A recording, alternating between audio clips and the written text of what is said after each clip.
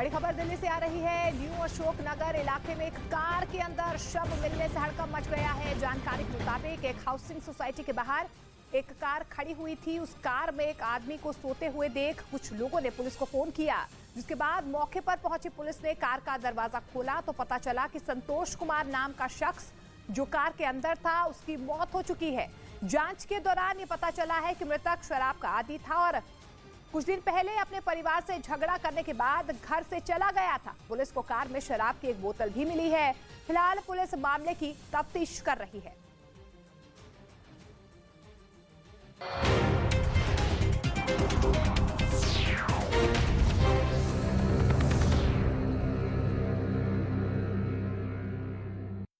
Kyiv, Dnipro, Zaporizhzhia, Odesa, Lviv और Zhytomyr जैसे शहरों पर मिसाइलें लॉन्च कर दी। यानी यूक्रेन का ऐसा कोई कोना नहीं बचा जिसे रूस ने छोड़ा हो। हालांकि यूक्रेन ने भी रूस का डटकर मुकाबला करने का दावा किया और कहा कि उसकी एयरफोर्स ने रूस की 34 क्रूज मिसाइलें मार गिराईं, लेकिन फिर भी रूस ने यूक्रेन में जमकर तबाही मचाई और रिहायशी इलाकों के साथ ही यूक्रेन के पावर प्लांटों को निशाना बनाया, जिससे यूक्रेन के शहरों की बत्ती गुल हो गई। यहां तक कि यूक्रेन के जापोरिजिया में मौजूद यूरोप के सबसे बड़े न्यूक्लियर पावर प्लांट की बिजली भी चली गई। अब उसे जनरेटरों के सहारे किसी तरह इमरजेंसी मोड में ऑपरेट किया जा रहा है, क्योंकि अगर परमाणु प्लांट बंद हुआ तो वहां परमाणु हादसा हो सकता है। ऐसा हादसा जिसके बाद सिर्फ यूक्रेन ही मौत की नींद नहीं सोएगा, बल्कि पूरा का पूरा यूरोप इस जंग का शिकार बन जाएगा। उधर रूस की ओर से बयान आया कि यूक्रेन मोल्दोवा के ट्रांसनिस्ट्रिया पर हमला करने जा रहा है, यानी युद्ध की आग धीरे धीरे पूरे यूरोप में फैलने वाली है। मोल्दोवा का ट्रांसनिस्ट्रिया रूस का समर्थन करने वाले अलगाववादियों के कब्जे में है। और रूस के बयान से लगता है कि यूक्रेन के बाद यूरोप के बाकी हिस्सों में जंग की शुरुआत इसी इलाके से होगी, क्योंकि यूक्रेन वहां हमले की तैयारी में है।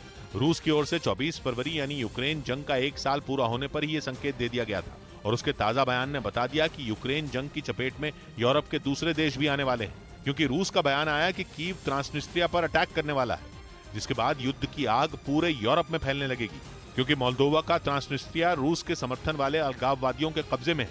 और अगर यूक्रेन ने मोल्दोवा के इस इलाके में सेना भेजी तो उसका सामना रूस के सैनिकों से होना तय है, क्योंकि रूस पहले ही कह चुका है कि वो ट्रांसनिस्ट्रिया में रूस का समर्थन करने वाले लोगों की रक्षा करेगा, क्योंकि यूक्रेन लगातार वहां हमले की धमकी दे रहा है।